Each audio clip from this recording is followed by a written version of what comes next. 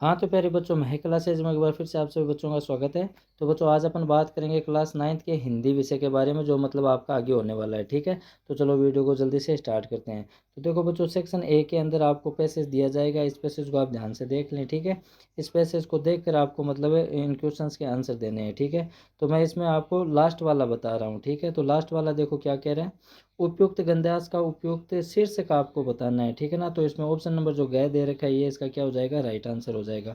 फिर एक ये ऊपर वाला भी मैं बता देता हूँ, सुनियोजित पद में प्रत्यय है तो सुनियोजित इत प्रत्यय है बच्चों। इसमें ऑप्शन नंबर जो कह है, ये इसका राइट आंसर हो जाएगा। बाकी ये प्रश्न है, इस पैसेज में से देख कर मतलब आपको देने हैं, तो आप इनको ध्यान से देख लें। ठीक है, फिर जो आगे है दूसरा भी मतलब आपको पैसेज ही दिया गया है सेकंड पार्ट में भी। ठीक है ना, तो इस पैसेज को देखकर मतलब आपको आंसर देने हैं। ठीक है, तो ये पैसेज है आपके सामने पड़ा है। तो मैं इसका एक लास्ट वाला आपको बता देता हूँ कि मतलब सहानुभूति शब्द का आपको विलोम शब्द बताना है। तो इसका ऑप्शन नंबर जो गए दे रखा है बच्चों, क्रूरता, ये इसका क्या हो जाएगा, राइट आंसर हो जाएगा। ठीक है, बाकी इन क्वेश्चंस को आप देख लेना। फिर जो तीसरा क्वेश्चन है, इसमें आपको रिक्त स्थानों की पूर्ति करनी है। तो फर्स्ट देखो क्या कह रहे हैं, उपसर्ग लग शब्द के पूर्व में लगकर उसके अर्थ को बदल देते हैं। ठीक है ना, ये इसका राइट आंसर हो जाएगा। फिर जो सेकंड है, वह फुर्तीला है रेखांकित अंश है। तो सेकंड में बच्चों विशेषण फुर्तीला। ठीक है ना, तो फुर्तीला विशेषता को बता रहे हैं। ठीक है, तो ये राइट आंसर हो जाएगा। फिर जो तीसरा है, विशेषण के कुल कितने भेद होते हैं, तो बच्चों 4 होते हैं। फिर जो चौथा क्वेश्चन है, वर्णों के व्यवस्थित समूह को अपन क्या कहते हैं, तो वर्णमाला कहते हैं बच्चों, वर्णमाला। ठीक है, फिर जो पांचवा है, पर्वत, नदी, नगर, पक्षी, फूल आदि उदाहरण किस संज्ञा के हैं, तो बच्चों जातिवाचक संज्ञा के उदाहरण है ये। ठीक है, जातिवाचक। फिर जो अगला है, रमेश पुस्तक पढ़ता है, वाक्य में क्रिया पूछे तो पढ़ता है, यही वर्ब है। ठीक है ना, क्रिया है। फिर जो अगला है, अनुज शब्द में उपसर्ग है, तो बच्चों अनु उपसर्ग है इसमें। ठीक है, ये इसका राइट आंसर है। फिर जो अगला है, सामाजिक शब्द में प्रत्यय है तो इत। ठीक है ना, इक प्रत्यय। फिर जो लास्ट है, विलोम शब्द लिखना है, अनुकूल का प्रतिकूल हो जाएगा। ठीक है, चेतन का अचेतन हो जाएगा, ये इसका राइट आंसर है। ठीक है, फिर जो 10वां क्वेश्चन है, इसमें आपसे पर्यायवाची शब्द पूछे हैं। ठीक है ना, दो दो, तो कमल का क्या हो जाएगा, एक तो हो जाएगा पंकज, एक हो जाएगा जलज। ठीक है, फिर गज का क्या हो जाएगा, एक तो हो जाएगा हाथी और एक हो जाएगा मतंग। ठीक है, तो याद कर लेना बच्चों। फिर जो अगला 11वां, निम्नलिखित से श्रुति सम भिन्नार्थक शब्दों के आपको अर्थ लिखने हैं।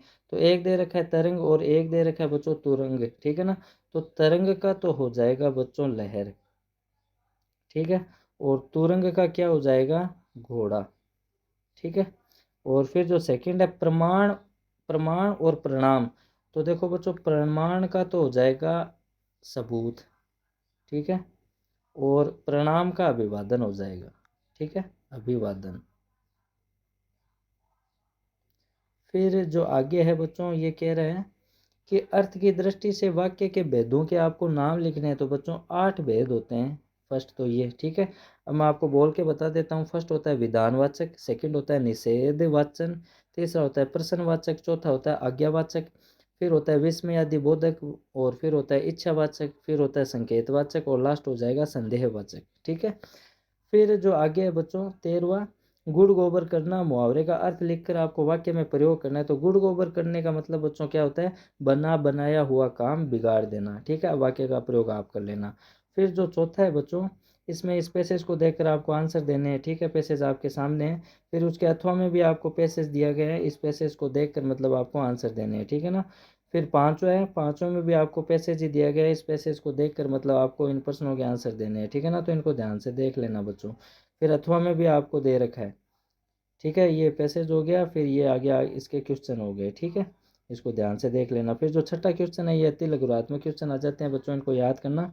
जाकर थाने में रपट कर दूंगा, यह कथन किसका है, उपभोक्ता संस्कृति हमारी किस नींव को हिला रही है, साइलेंट वैली कहाँ है, मानसरोवर सुभजल से कवि का क्या है, गई न सीधी राह से कवित्री का क्या है, बच्चों के काम पर जाने की जवाबदेही कवि किसको मानते हैं, फिर ये क्या है, प्रति जमीन से क्या तात्पर्य है, लेखिका के पिता को आईईएस की परीक्षा बैठने से क्यों रोक दिया गया, गोपाल प्रसाद पेशे से क्या था। ठीक है, फिर आप कहते हैं लघुरात्मक क्वेश्चन, छोटे बच्चे को बेली के प्रति क्यों प्रेम उपड़ आया, जिसे तुम घृणित समझते हो उस तरफ हाथ की नहीं पाँव की अंगुली से इशारा करते हैं, पंक्ति में निहित व्यंग्य को स्पष्ट करना है।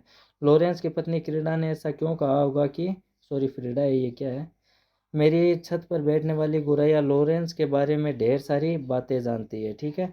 मनुष्य ईश्वर को कहाँ कहाँ ढूंढता फिरता है, कवि को कोयल से ईर्ष्या क्यों हो रही है, गोपाल प्रसाद के, ये क्या लिखा है, विचार क्या थे, लेखिका की परदादी ने क्या व्रत ले रखा था और क्यों ले रखा था। तो इन क्वेश्चंस को बच्चों आप याद करना है। ठीक है। फिर 8वां क्वेश्चन है, इसमें प्रश्नों के उत्तर देने हैं आपको। किन घटनाओं से पता चलता है कि हीरा और मोती में गहरी दोस्ती थी, अथवा वाला भी कर सकते हो। बच्चे काम पर जा रहे हैं, कविता का संदेश लिखना है। फिर लेखिका ने अपनी नानी को कभी देखा भी नहीं, फिर भी उनके व्यक्तित्व क्यों प्रभावित थी वो, अथवा वाले भी कर सकते हो। शंकर जैसे लड़कों या उमा जैसी लड़की समाज को कैसे व्यक्तित्व की जरूरत है, तर्क सहित आपको बताना है। ठीक है। फिर जो 9वां क्वेश्चन है, मुंशी प्रेमचंद का साहित्यिक परिचय आपको देना है, या फिर अथवा में जो दे रखा है, कवि माखनलाल चतुर्वेदी का जीवन परिचय दीजिए। फिर निबंधात्मक प्रश्न आ जाते हैं, मेघ आई कविता का सार अपने शब्दों में आपको प्रस्तुत करना है, या अथवा में आप कर सकते हो। उपभोक्तावादी संस्कृति के विभिन्न दुष्परिणाम सामने आने लगे हैं, आप उनका उल्लेख करते हुए इनके बारे में उपाय बताने हैं आपको। फिर जो सेकंड है, आपदाओं से निपटने के लिए अपनी तरफ से कुछ सुझाव दीजिए, या फिर अथवा वाला भी आप कर सकते हो। समाज में महिलाओं की उचित गरिमा दिलाने तो आप कौन कौन से प्रयास कर सकते हैं। ठीक है। फिर जो 11वां क्वेश्चन है बच्चों, ये कह रहा है जलदाय विभाग कोटा के अधिकारी के नाम एक शिकायती पत्र लिखना है जिसमें नगर में व्याप्त जल संकट का विवरण हो। ठीक है। और फिर उसके अथवा में भी दिया है, मालिक और नौकर के मध्य संवाद को आपको लिखना है, ये डायलॉग है। फिर 12वां है, इनमें से किसी एक पर आपको निबंध लिखना है, राजस्थान में बढ़ता जल संकट। ठीक है। फिर ख जनसंख्या की समस्याएं समाधान। फिर भारतीय संस्कृति का अनुपम उपहार। फिर जो गए इंटरनेट वरदान या अभिशाप। तो इनको याद करना बच्चों। फिर जो लास्ट क्वेश्चन है, ये कह रहा है आपके विद्यालय में वार्षिकोत्सव का आयोजन किया गया, उस पर 100 शब्दों में प्रतिवेदन आपको तैयार करना है। तो बच्चों मैंने पेपर आपको बता दिया है, इस पेपर की आप ज़रूर तैयारी करें, आपको ज़रूर हेल्प मिलेगी। अब अपन नेक्स्ट वीडियो में मिलेंगे, तब तक के लिए बाय।